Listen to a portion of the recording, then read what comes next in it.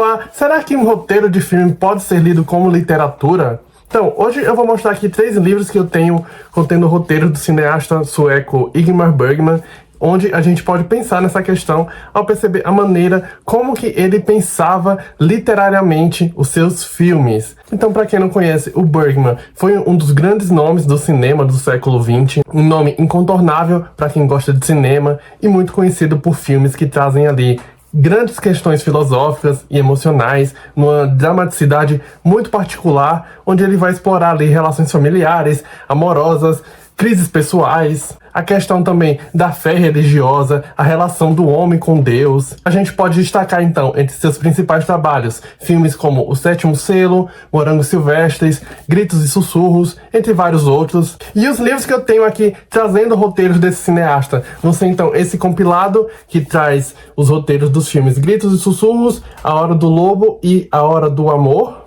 Este aqui que traz o roteiro de Cenas de um Casamento Sueco. E por fim, Fanny e Alexander, um dos mais conhecidos dele.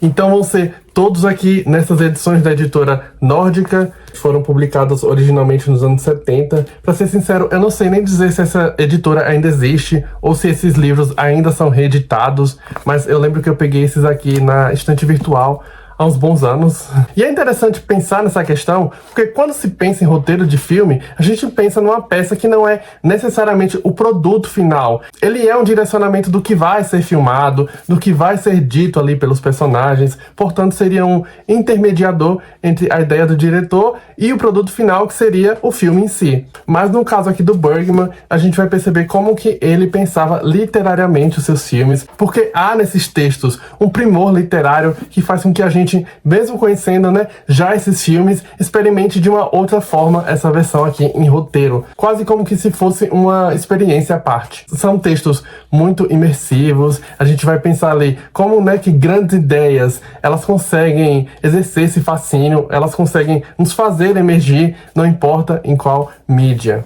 E aí, quando a gente pega, por exemplo, o roteiro do Gritos e Sussurros, esse daqui vai trazer basicamente a história de 3 irmãs e uma criada que se encontram ali numa casa de campo, enquanto uma das irmãs está agonizando, está à beira da morte, ali em seus últimos dias de vida. É um filme bem horripilante e claustrofóbico, bem deprimente também. Ele tem uma aura quase de terror mesmo, e a gente tá falando de um filme de 1h30 que vai ter aqui na sua versão roteiro pouco mais de 60 páginas, ou seja, não vai necessariamente acompanhar o tempo de tela ali do que foi filmado. E ele vai ser também dividido em capítulos e atos. Até mesmo as falas aqui dos personagens, eles vão vir acompanhadas de travessão, então você não vai ter necessariamente aquelas indicações de cena externa, ou dia, ou descrições de movimentos de câmera, nem nada do tipo. É tudo mesmo muito focado ali na dramaticidade, na emergência do que os personagens estão sentindo. E vai parecer nesse sentido quase que uma romantização do filme, ao invés de fato um roteiro de filmagem propriamente dito. Aqui nesse compilado você também vai ter A Hora do Lobo, que é outro filme que também traz uma aura quase de terror ali do cineasta. É muito interessante. E mais uma vez ele vai acompanhar este mesmo movimento, até quando ele traz as falas de personagens, por exemplo, como se fosse um diário. Aqui você vai ter muitas descrições dos ambientes e, mais uma vez, do emocional.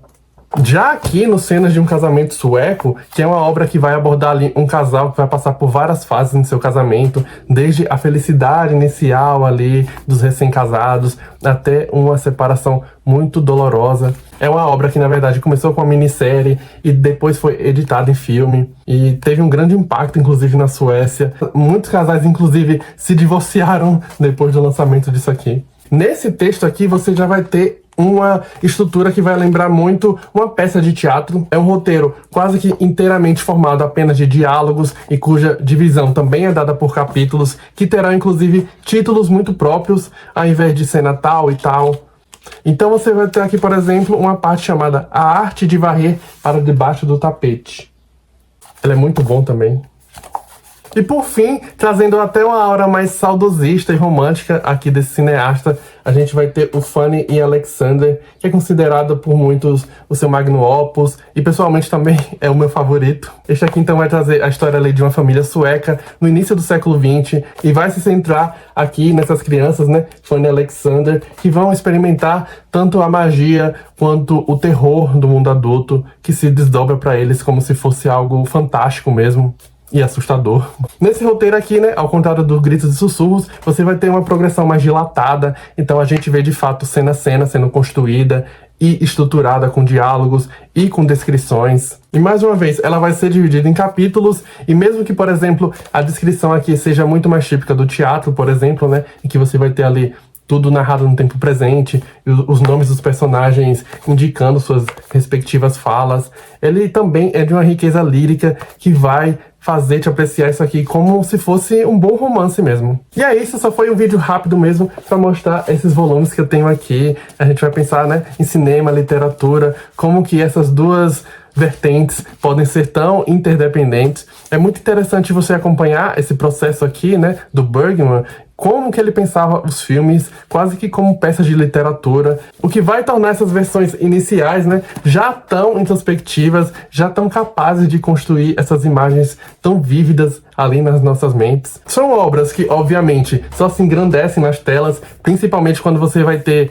todas as soluções visuais que o Bergman vai trazer ali para todo aquele senso de dissociação, ou de descoberta, ou de agitação psicológica, mas são títulos que, já aqui nas páginas, trazem todo o seu encanto, seu espanto, toda a riqueza de uma grande obra de arte. E é isso, faz um bom tempo que eu não revejo nenhum filme do Bergman, mas acho que tá na hora de fazer isso. E são filmes bem melancólicos. Este, por exemplo, Gritos e Sussurros, eu me arrepio só de lembrar em certos momentos ali mais pesados. Ou seja, vale muito a pena. Inclusive, você pode encontrar alguns dos filmes do Bergman aqui pelo YouTube, já legendados em português. Mas me conta aqui se você gosta do Bergman, qual o seu filme favorito dele. Deixa aqui seu like se você gostou do vídeo, comenta se não gostou e se inscreve se ainda não for inscrito aqui no canal. E é isso, um abraço e até a próxima.